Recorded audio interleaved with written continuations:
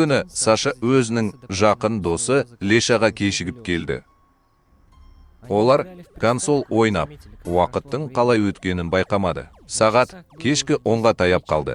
Ал күн көкжиектен шығып кете жаздады. Түн батып кетті. Ең жақын досыммен ойнау өте жақсы болды. Бірақ үйге бару керек болды. Анам қазір қоңырау шала бастайды. Содан кейін үйде қиындықтардан құтылу мүмкін емес. Мұндай уақытта көшеде жалғыз жүру қазірдің өзінде қорқынышты. Кететін кез келді. Жігіттер қол алысып амандасты. Ал Саша подъезге шыққалы жатыр еді. Кенет залдың есігінде апайдың түкті басы пайда болды.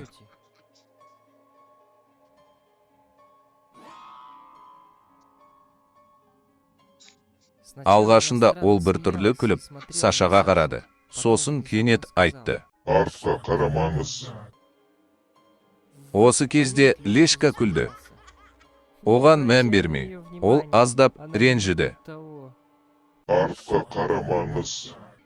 Деп қайталады біртүрлі апай. Саша өтуі керек, саябақ өте қараңғы және қорқынышты болды.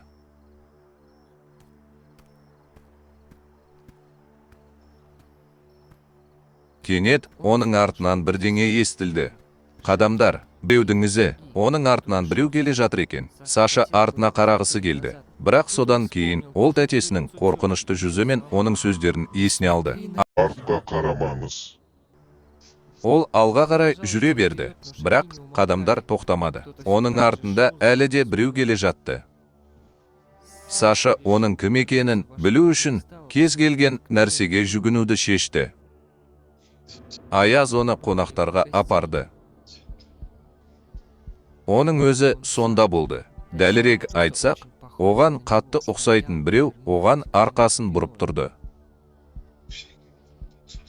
Ол ыңғайсызданып, Саша бейтаныс адамды шақырды, бірақ ол бұрылмады және ешқандай реакция жасамады.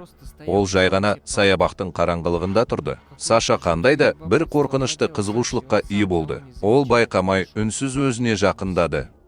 Қолы бейтаныс адамның иығына ақырын қолын созды.